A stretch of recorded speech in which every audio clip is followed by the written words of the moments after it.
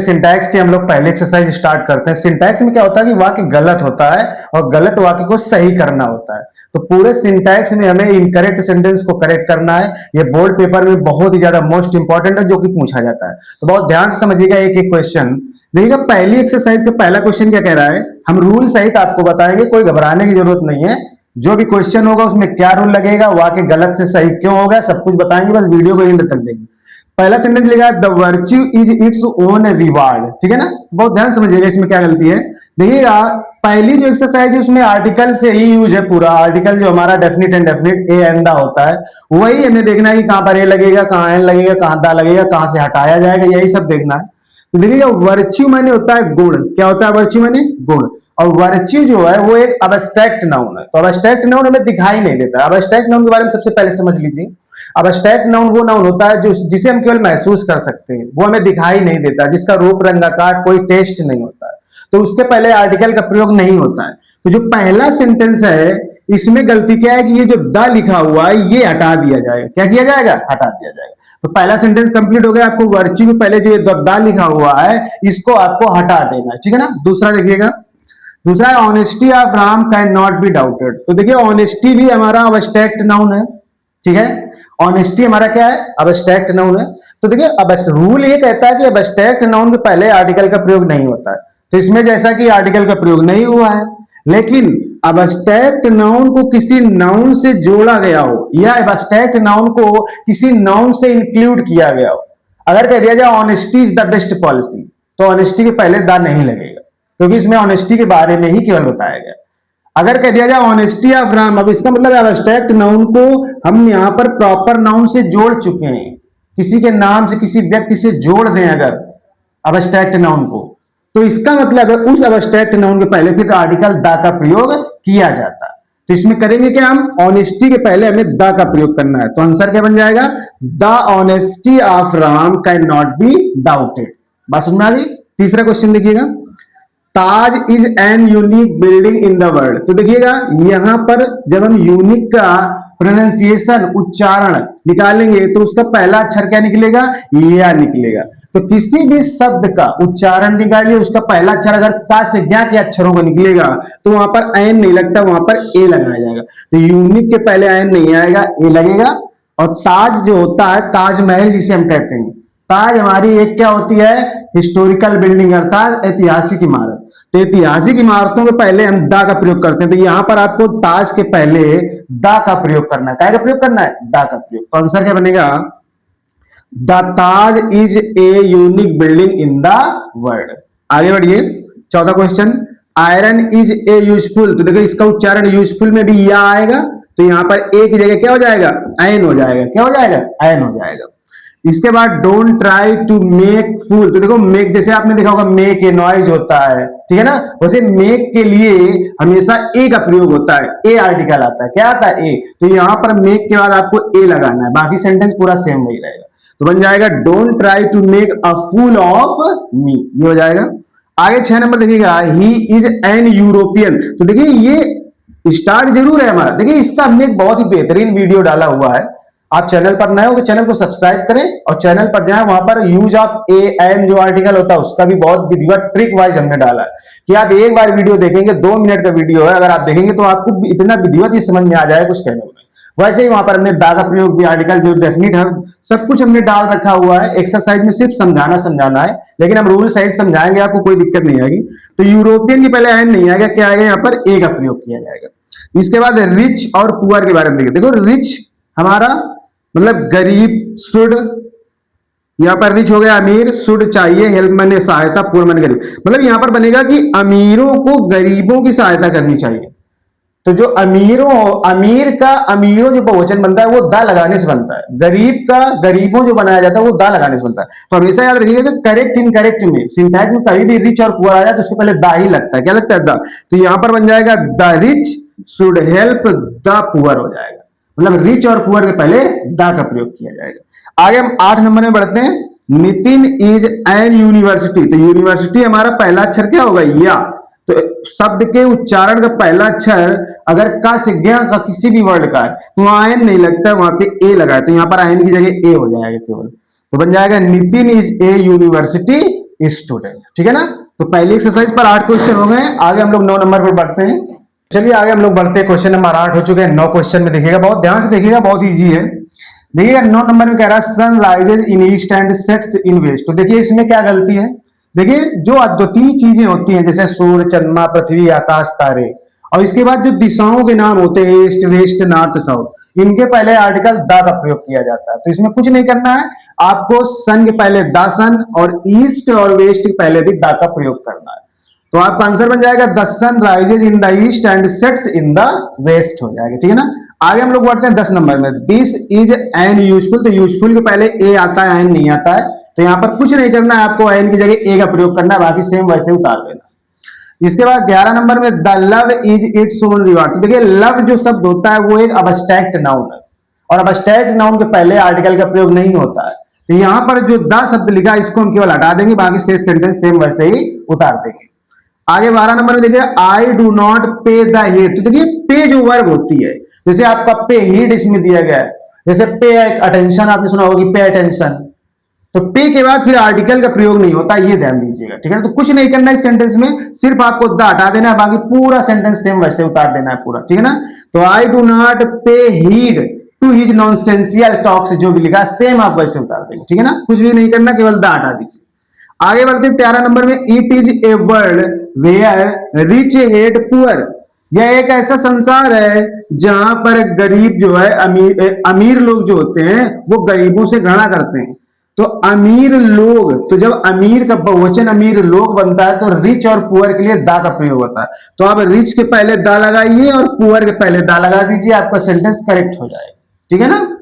आगे बढ़िए 15 नंबर में my friend is in a great trouble. तो हमेशा याद रखिएगा ये जो शब्द लिखा है इन ए ग्रेट ट्रबल, इसमें ये जो ए है ये हटा दिया जाएगा। क्यों? क्योंकि इन ग्रेट ट्रबल होता है, ये एक इडियम है, ये एक मुहावरा है, भारी कष्ट, ज्यादा कष्ट होना, ठीक है ना। तो इस मुहावरे में ए का प्रयोग नहीं किया जाता है। तो आपको कुछ नहीं करना है, ये जो ए लिखा हुआ है इसको हटा देना है केवल, बाकी सेम सही है। आगे the game has come to end. तो देखो इंड क्या है हमारा, इंड माने समाप्त। तो समाप्ति, गेम क्या है, एक समाप्ति की ओर ले जा चुका है। ठीक है ना। ये गेम जो है एक समाप्ति की ओर आ चुका है। तो वहां पर फिर हम इंड के पहले एन का प्रयोग करेंगे। क्या का प्रयोग करेंगे? एन। तो कुछ नहीं करना, इंड के पहले आपको एन लगा देना, बाकी पूरा सेंटेंस सही हो जाएगा। तो the game has come to an end कर दीजिए। More you get more you want. तो देखिए मोर का प्रयोग कंपैरेटिव डिग्री होती है, मोर, मच, मोर, मोस्ट। तो कंपैरेटिव डिग्री का प्रयोग अगर सब्जेक्ट के पहले किया गया हो, देखो इसमें भी है मोर, इसमें भी है मोर, तो ये अर्थ बनता है जितना और उतना। तो जितना और उतने के अर्थ में जब मोर सब्जेक्ट के पहले लिया जाता है तो वहां पर द का प्रयोग होता है। तो आपको करना क्या है कि मोर के पहले दोनों जो ये मोर लिखे हैं इन दोनों के पहले आपको द लगाना है। मतलब यहां पर the more you get the more you want, ये आंसर बन जाएगा। आगे बढ़ते हैं 17 नंबर में। He will take a hour. तो आवर के पहले हमेशा एन का प्रयोग होता है, ए का प्रयोग नहीं होता है। तो यहां बन जाएगा an hour to friend, sorry यहां बनेगा an hour to finish this work, सिर्फ एन। तो देखिए इतनी कठिन एक्सरसाइज नहीं है कि बहुत कठिन है। आर्टिकल का प्रयोग आपको करना है, कहां लगाना है, कहां हटाना है, ए का प्रयोग कहां पर होता है, एन का प्रयोग कहां पर किया जाता है, ये हमने वीडियो बहुत अच्छी तरह से डाल रखा है। तो आप चैनल पर नए हो तो चैनल को सब्सक्राइब करें। वहां पर एक प्लेलिस्ट बनी हुई है हमारी बेसिक प्रीपोजिशन की, बेसिक ग्रामर की, वहां पर आप देखिए या फिर डायरेक्ट आप वीडियो देखिए जाकर के, वहां पर ए एन का प्रयोग बहुत विधिवत तरीके से बताया गया है, शॉर्ट ट्रिक में बताया गया। आप सिर्फ एक बार वीडियो देख लेंगे तो तुरंत आपको समझ में आ जाएगा। ठीक है ना। तो आगे हम लोग बढ़ते हैं 17 नंबर के आगे बढ़ेंगे। ठीक है। तो अगर चैनल पर नए हो तो सब्सक्राइब जरूर कर लीजिएगा। आगे देखिए 18 नंबर। तो चलिए आगे हम लोग बढ़ते हैं क्वेश्चन नंबर 18 की तरफ। देखिएगा इसमें क्या करना है, his father is a MP. तो देखिए इसका जब हम उच्चारण, देखिए ए एन का प्रयोग हम थोड़ा बता देते हैं, किसी भी शब्द का उच्चारण निकलेंगे तो इसको एम पढ़ते हैं, क्या पढ़ते हैं, एम, और ये हो जाएगा पी। तो आप किसी भी शब्द के पहले ए एन कंफर्म करना हो तो आप उसका उच्चारण निकालिए, उसका पहला अक्षर देखिए। अगर पहला अक्षर आ से आ में कोई भी आ जाए तो एन लगता है, क्या लगेगा, एन लगेगा। अगर का से ज्ञा का कोई भी अक्षर आ जाए, ककारा वाले कोई भी वर्ड आ जाए पहला अक्षर उच्चारण का, तो ए लगाया जाता है, ये ध्यान देना। तो देखिए एमपी के पहले क्या लगेगा, ए नहीं लगेगा, यहाँ पर एन का प्रयोग होगा। इसके बाद 19 number, he is an one. तो वन के पहले ए आएगा, एन नहीं आएगा, क्या आएगा, ए आएगा। उच्चारण आप वन निकालेंगे तो पहला, जब वन लिखेंगे तो पहला अक्षर वाह है, तो ये ककारा में आता है कि नहीं हुआ शब्द, ठीक है ना। तो ककारा का अक्षर आएगा पहला, तो वहां पर भी ए लगता है, एन नहीं लगता, तो यहाँ पर ए वन आइड मैन हो जाएगा। आगे देखिएगा, फ्रेंच डिफीटेड जर्मन्स। तो देखिएगा जब किसी देश के लोग किसी दूसरे देश के लोग को हराते हैं, जिताते हैं, तो देश के नाम के पहले द लगाने से वहां के देश के लोगों को इंगित किया जाता है, इंडिकेट किया जाता है। से देखो फ्रेंच डिफीटेड जर्मन, देखो देश देश को नहीं हराता है, देश में रहने वाले लोग हराते हैं। तो अगर देश में रहने वाले लोग हो जाएगा, जैसे फ्रेंच यहां पर हो गया। अब फ्रेंच एक भाषा है, फ्रांस भाषा भी होती है, फ्रांस देश का नाम शहर के नाम में भी आता है, बात समझा नहीं आएगी। तो जब फ्रांस के लोगों ने जर्मन के लोगों को हराया, तो जब लोगों शब्द जुड़ जाता है तो उनके पहले दा लगाया जाता है। क्या लगाया जाता है? दा लगाया जाता है। तो यहां पर फ्रेंच के पहले लगेगा दा और जर्मन के पहले भी दा लगेगा। जर्मन का बहुवचन यहां पर बनाया गया लोगों से, तो यहां पर ये यस हटा दिया जाएगा। मतलब फिर से बहुत ध्यान समझिएगा, जैसे फ्रांस के लोगों ने जर्मन के लोगों को हराया, तो फ्रांस के लोग, इसका अर्थ बनेगा द फ्रेंच, और जर्मन के लोगों को, तो जर्मन के जो लोग होंगे वो द जर्मन बनेगा, जर्मन से नहीं बनेगा।